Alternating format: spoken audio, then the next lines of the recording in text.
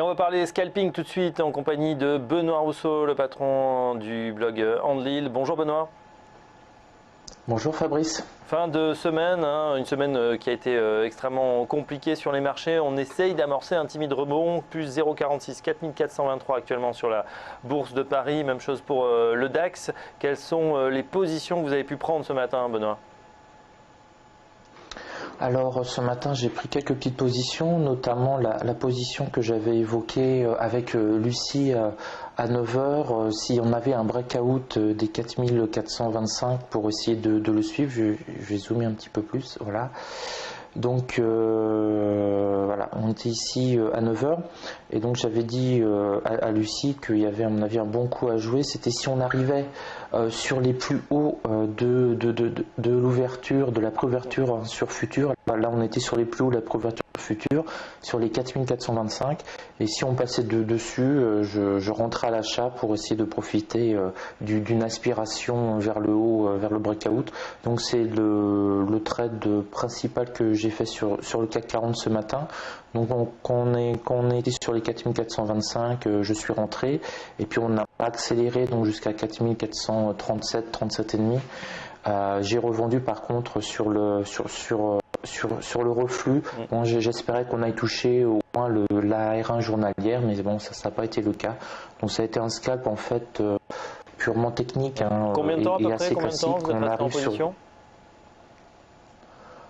Sur ce scalp là, je vais regarder.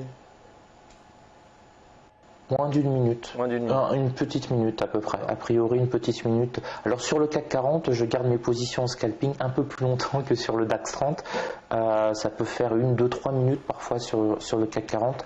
Il est quand même beaucoup moins nerveux, on va dire. Sur le DAX, ça peut faire quelques secondes généralement. Au-delà de 30 secondes sur le DAX, ça commence à devenir inquiétant pour une position de scalping. C'est qu'on commence vraiment là à se poser la question, est-ce qu'on sort, on encaisse le spread ou la perte coûte que coûte, mais 30 secondes sur le DAX pour vraiment du scalping agressif, c'est assez lent, ça commence à être long. Et pour du CAC 40, au bout de 2-3 minutes, on commence aussi à se poser des questions. Mais en fait, je me suis fait avoir par le... Je vais zoomer encore une fois, ce sera un peu visible. Voilà. Donc je suis rentré à 25, on est resté au-dessus, donc j'ai conservé. On a monté jusqu'à 37, donc là je m'étais dit c'est bon, on risque d'avoir une résistance sur la R1 journalière, donc j'ai essayé de larguer ma position vers 39,40. Et puis on a rebaissé, et puis là on a été touché les 30, et là je suis sorti sur cette position pour assurer un gain. Un gain coûte que coûte, donc là ça a fait 6 points nets, je crois, oui c'est ça, 6 points nets sur le CAC 40. Alors Benoît Rousseau, je reviens sur... C'est un petit scalp assez classique en fait. Ouais, je reviens sur les news du jour. On a un chiffre évidemment qui paraît, qu'on scrute normalement avec attention, c'est le NFP, le Non-Farm Payroll, à partir de 14h30 cet après-midi. Vu le news flow extrêmement mauvais, qu'est-ce que vous en attendez et quelle va être votre stratégie? Vous serez devant vos écrans? C'est une news que vous tradez ou pas? Alors oui, là maintenant on est vraiment dans l'attente du chiffre américain. Alors je vous montre la stratégie sur le CAC 40 là sur les 48 heures. C'est pas un hasard qu'on stagne sur les 4425. Regardez, ça a été le point haut de 17 heures où on a essayé de se reprendre. On a rebondi fortement à partir de 10h30 et surtout à partir de 14h30. On est reparti hier à la hausse et on a eu notre plafond de verre qui a été fixé à 4425. Et donc là, notre 440 24 heures après stagne sur ce plafond de verre à 4425. Donc on est dans quelque chose d'attendu.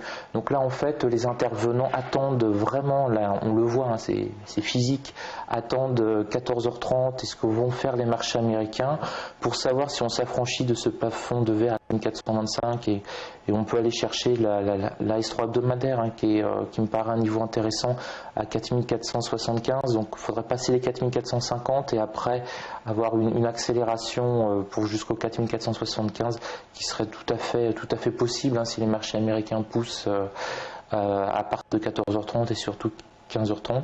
Et puis on se positionne aussi, c'est là on a vraiment un équilibre, on est dans le yin et le yang parfait, on a un équilibre du marché. On se positionne aussi, donc si jamais les marchés américains baissent, et là on va certainement dégringoler extrêmement rapidement. Il y a le S1 mensuel à 4400 qui pourra faire un beau point d'arrêt, et puis surtout le pivot journalier à 4380, 4375 qui pourrait arrêter éventuellement une baisse et faire un rebond. Donc là on est vraiment stabilisé pile entre les acheteurs et les vendeurs, les bulles et les biens. On attend vraiment les États-Unis pour voir si on casse ces 4425 qui était vraiment le point haut d'hier. C'est, vous voyez, cette petite ligne en pointillé rouge qui a été créée par mon graphique. On est vraiment on est presque beau. Il y a une forme d'esthétisme et de perfection sur cette position-là. Après, 50 points plus haut, 50 points plus bas, ça va être difficile. On peut pas. Si je le savais, très honnêtement, Fabrice, je serais millionnaire à la fin de la journée. Bien sûr, ça serait beaucoup trop simple. Je vais pas vendre ma maison et tout mettre dans un sens. J'attends de voir le sens se constituer pour essayer de le suivre, mais le deviner, je suis un très mauvais voyant. En tout cas, 4425, effectivement, le CAC bloqué actuellement juste en dessous de cette barrière, 4424, 48 plus 0,47 points. Merci Benoît Rousseau, trader pour compte propre, fondateur du blog Andil. On vous retrouve dès la semaine prochaine sur TV Finance. Eh bien, ça va être bientôt l'heure de la fin. Le point bourse dans un instant pour clôturer cette session de Direct Investisseur. À tout de suite.